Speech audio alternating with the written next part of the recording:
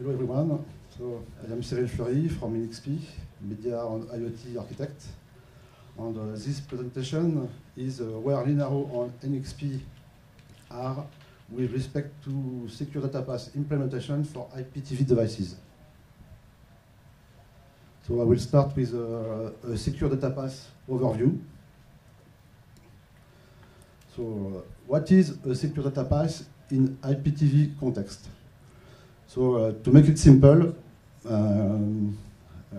secure data path in IPTV context is DRM. It's digital right management.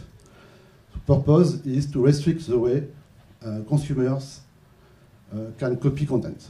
And for that, the goal is to isolate the rich execution environment operating system, so typically Android or Linux, from sensitive data, so video, audio, key, credential, provisioning, and to use a T, a trusted execution environment operating system, to secure the data.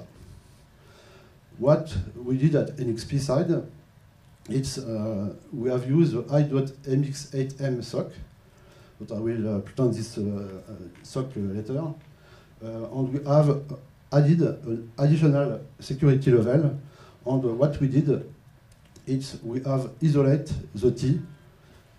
So that means that even if the T is compromised, someone is able to access the T, with i.mx8m secure data path, the CPU will not have access to the data.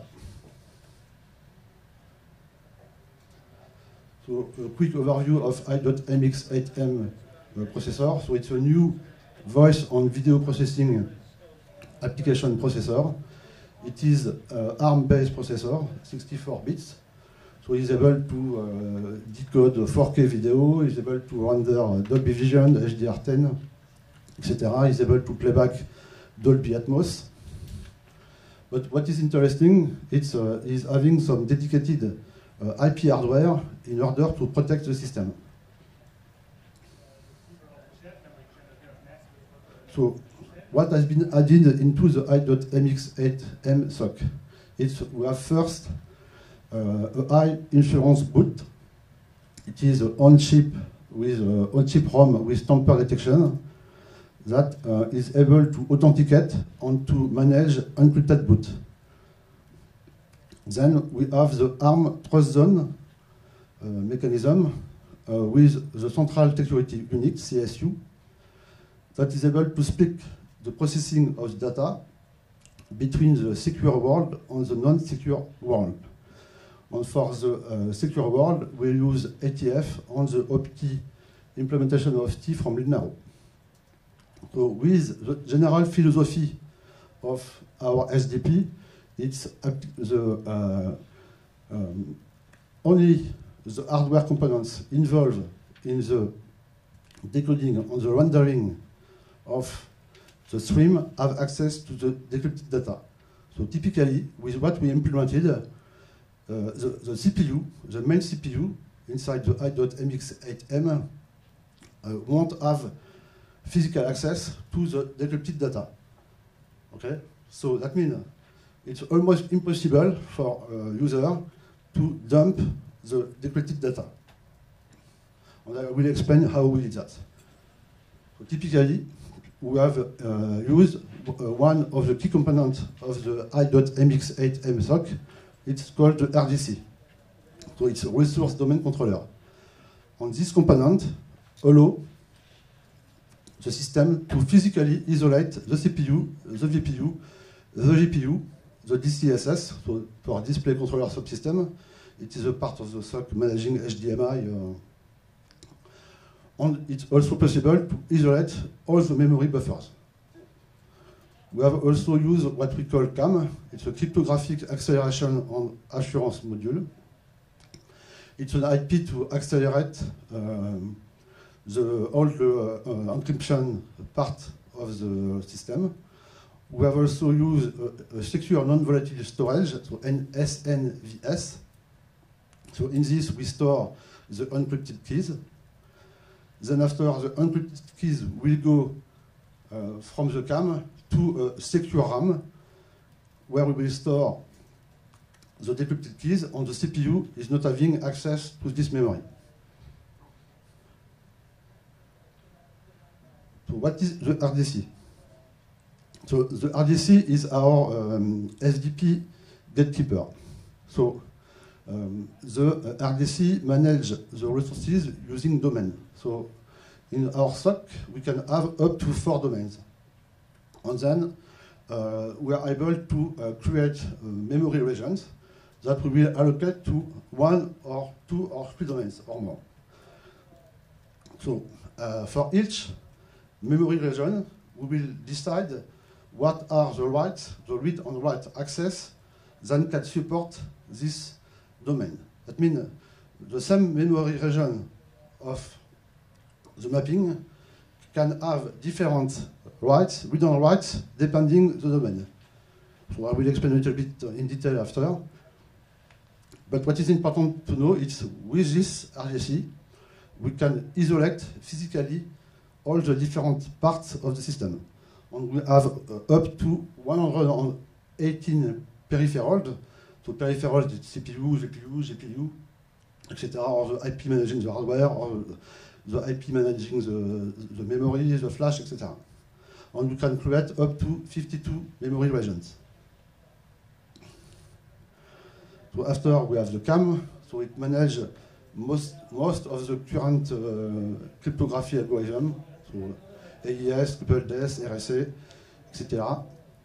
All is managed by hardware and is completely isolated from the CPU. Then we have the secure non-ballistic storage, and we have finally the on-chip secure RAM. So now I will explain you what we did with this security hardware IP, with those security hardware IP to build a secure video path. So it's just an example. We could do something different, but we think that it is a best practice to have something efficient and secure. So what we did, we created 4 domains with different memory region rights. So the first one is domain 0. In domain 0, we have the CPU. On the CPU, in this domain, the CPU is allowed to read and write, and the CAM component is only allowed to read. In the domain 1, we have the VPU. The VPU is allowed to read, and the CAM is able to write only. Then we have domain 2, in which VPU can read and write, the DCSS can read, and the GPU can read. And finally, we have domain 3, the one in which we have the DCSS for the display controller subsystem. After, we created few buffers, memory buffers. So the data are coming from the internet world or from your media, typically USB key or any other media kind. So your encrypted data goes through the CPU. The CPU demux the data and copy in a new buffer the encoded and encrypted video. The CPU, of course, is able to read and write this buffer.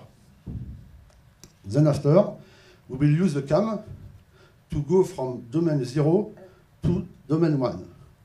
But the main difference, it's comparing to this buffer, it's from this one, the CPU will not have access. And what is also to take into account, it's at CAM size, the CAM is only able to write in this memory. If you try to write outside this memory region, in fact, the RDC will block the write access and will do nothing. On the other hand, if the CPU tries to read here, the system will block the read access and will return 0. Okay, and it is the same for the VPU. The VPU is only allowed to read data from this buffer. And then is only allowed to write data in this buffer. So it's really a chain. If you change one input or one output in the system, the video pipeline will fail. and you will have only black pixel on the screen. So here I also including the GPU, but with the i.MX8M SoC, you can perform video rendering without including the GPU. The DCSS is able to perform the composition. And so if you don't need to use video texturing, you can remove the GPU from the video path. So now I will explain you what are the impact on the Android operating system when we have introduced the secure data path.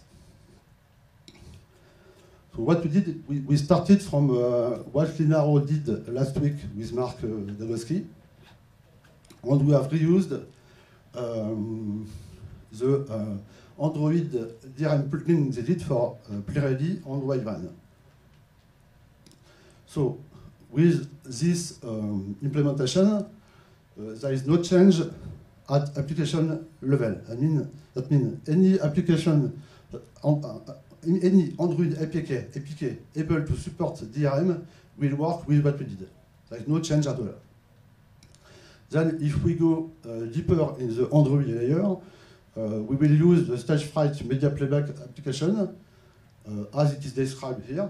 So it's come from Linaro. We didn't change this part. And in fact, the only change we did for that is mainly linked to the driver side. Also, we have changed only one method, which is the Q input buffer method from the A codec buffer channel. And so why we did that? In fact, it comes from the fact that the CPU is no more able to read the video data. But at some point, we need to configure the video frameworks, and we need to configure the driver in order to know that it is which codec are we using. It is H.264, it is HEVC, what is the resolution we have, HD, 4K. So we still need the driver to do that. And so what we did, it's from the Widevine and PlayReady servers, we receive clear and encrypted data. And what we have in the clear metadata is typically the video slice headers. They are not encrypted, they are in clear, and there is no secret inside. Anybody can dump those information. There is nothing critical. So what we did, we have split this function to be able to manage two buffers. So one is the ion buffer, in which we will store the video data by themselves, the encrypted data. And we also created a shared memory in which we will store the metadata, video metadata, to typically slice header. That means like that, when we will go in the below layer of Android, the video frameworks on the VPU driver will still have the abilities to get the slice header information reading the shared memory. So just to explain what has been done by Linaro last year, regarding ion buffer. So the idea is to remove any usage of pointer in all the video framework and to use file descriptor. Okay, so instead of to move pointer, you just move an integer pointing to a file descriptor. That means that at rich environment execution, the system is not able to get the virtual address on the physical address of the buffer used to store the video data. So this is, I will say, the regular video pipeline with Android. So we receive encrypted and cleared video data from Widevine or PlayReady servers. The CPU will decrypt the data. The CPU will copy, after demixing the data, the slice header, and will move everything into a common buffer that the CPU is able to read.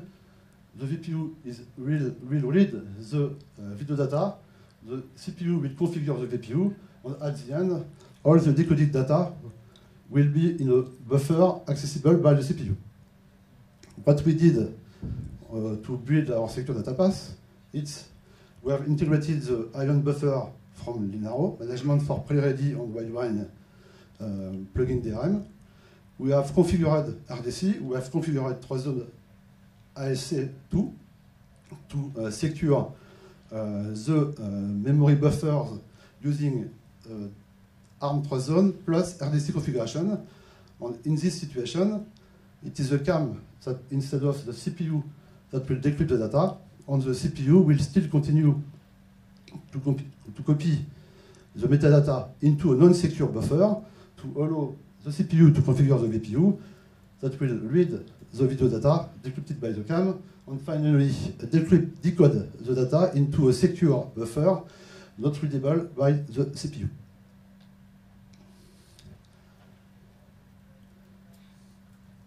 So I will come back to the change we did on Android, and I will explain what is the impact for the driver layer below. So this is the function that is called after the one I mentioned before. I don't remember the name. It was yes, Q input buffer. So Q input buffer will manage the buffer allocation, and then depending the codec, will call the decrypt function. So I took the example of PlayReady. So what we can see, it's at PlayReady level, we receive subsamples.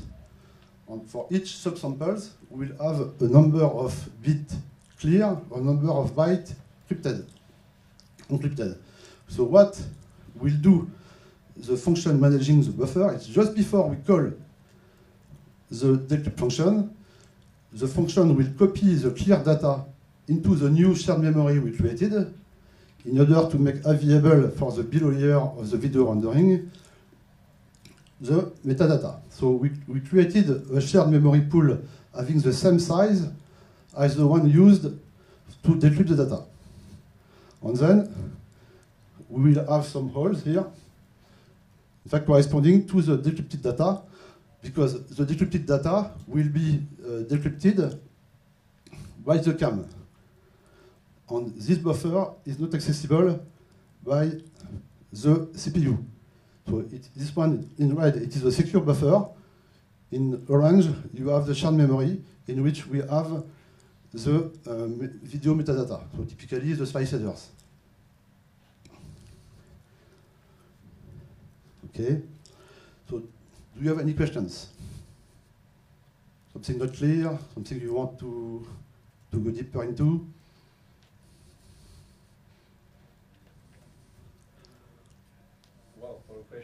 Yes. You mentioned Opti. Yes. Where is Opti in this scheme? In fact, Opti is used at this level here. And in fact, we have two TA, one for wide-line, one for PlayReady, and all the trusted application part managing the video data is located there. And so what we have to do is to integrate the CAM driver into the two new TA to enable the CAM support in order to decode by hardware the encrypted data.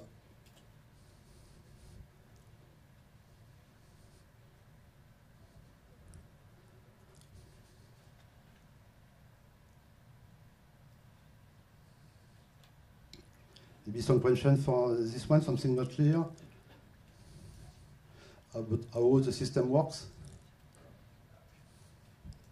Because at driver level, except the change we did to support the shared memory, there is not a lot of big changes because all is done as before, except that we use the shared memory instead of the command pointer that were used before to store everything.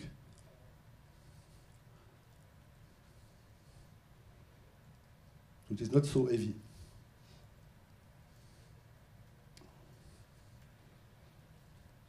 Did you have to make any change for the to like define a secure surface or anything like that? Till now, we didn't include the GPU, so we don't have video texturing into our secure data path. So in fact, all the composition at Android level is done by the DCSS here.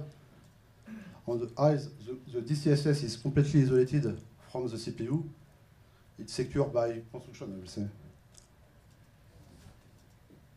So there were no changes required on those drivers? You just enabled the... On which driver? Sorry? On the display side, there weren't... No change, because at the end, what you need to set in the DCSS, it's the address of the physical address of the memory. And so the driver knows this address. It's a physical address, so the CPU knows the address, but is not able to access. In fact, it is this mechanism that protects all our secure data paths. It's you never how can I say that? You never have to know, I will say, the physical address of the data from the high-level layer of Android to the very, very low layer of the drivers. It's only at the end that you set in the register the physical address. And even if someone is able to intercept the physical address, he won't be able to dump it, even with JTAG or with anything, because it is completely isolated from with RDC. So even JTAG is as a VPU, as a GPU, it's a peripheral for us, and so we can easily isolate the JTAG. So you use SMNU for this? No, we use RDC, Resource Domain Controller. And RDC is configured at very low stage of the system in the ATF. So it's protected because we have the ROM that at boot will check the signature of the image. Okay, so ATF is secure. We consider that ATF is secure. Okay, and then in ATF we set the RDC configuration, and after we log the register. That means it's no more possible to change the value. So you configure register for DCSS, right, from onto the firmware, right? Yes.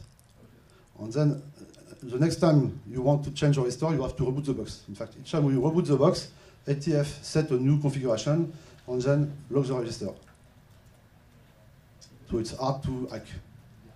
So even from the CPU, if it tries to access this, it will get default, in fact. It's something we can configure. It's like trust zone AC. You can configure if you want to have a bus error or if you want to have nothing. So what we did is we return 0 when you try to read, and when you try to write, nothing happens. So it doesn't affect the stability of the system.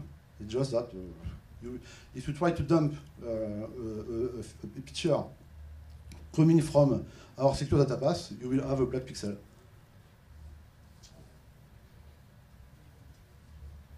So what's the Android version? 8.1, the latest one, and we have treble enabled. Android O. Oh. Yes. Okay. 8.1, and we support treble too. Treble is enabled. So sounds like you just statically defined the range for the reading value. Yes. And even the clear data, when we decode clear video, we need to go to these buffers to make sure we don't have security hole. So it means that your VPU is always secure. Yes. It's not shared between. If you decide to have a secure, a SOC compliant with SL 3000 or WIDE1 level 1, we enable this flag, and after, yes, the chip is always secure. Okay. So even for a non-secure playback, you Yes. go through the same scheme. Yeah.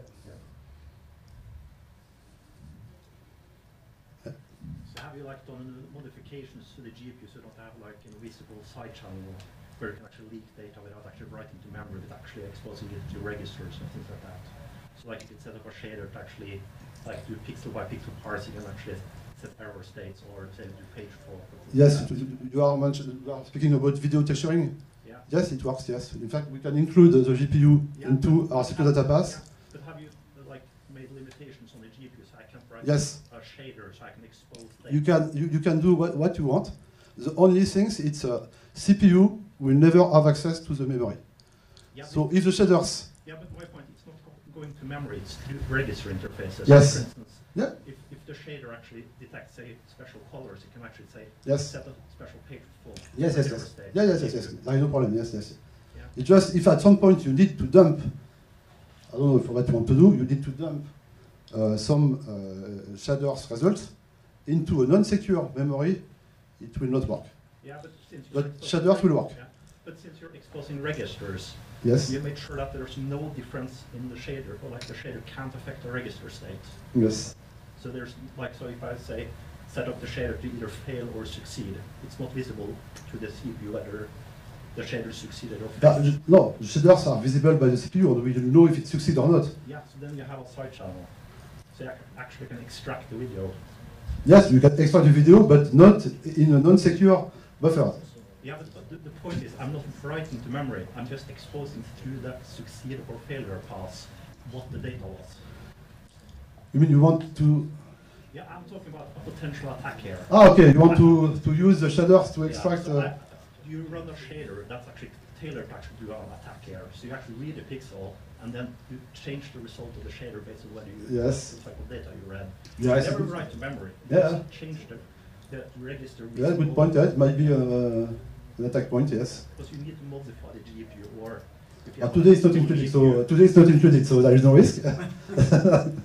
But into the OpenGL implementation, there is some tag to create secure surfaces, secure texturing. So maybe it's already. Yeah, so my point is that since it's the CPU, you trust the CPU to set up like instructions for the GPU and for the GPU to Yeah. do stuff. If the CPU can see any result state from the Yes. from its setup, It will be very slow, no?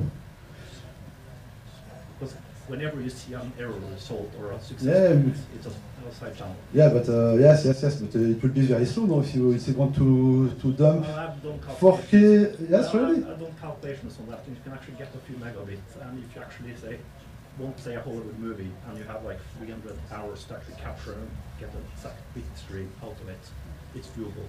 Okay, cool. Okay, we have to think about that. So the only thing I know that you can do here is to modify the VPU and GPU to know that they're running in secure state and not allow any metadata about what actually happened to leak out. Okay. So if you have an error, it should actually not look any different from a successful run.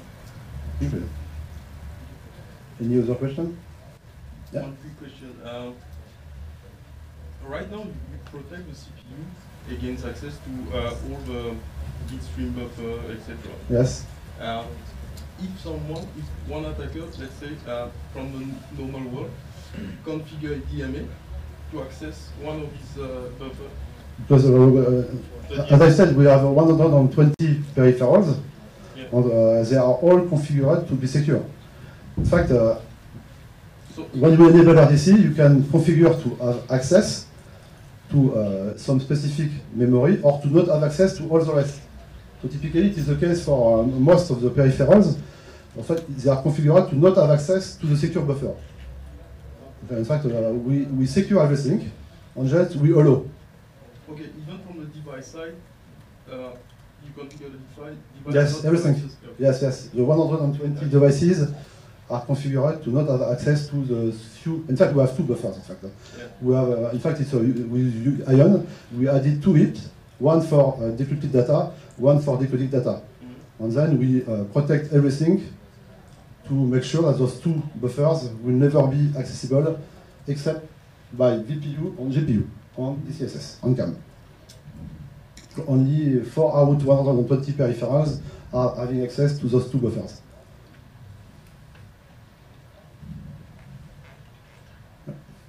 Thank you.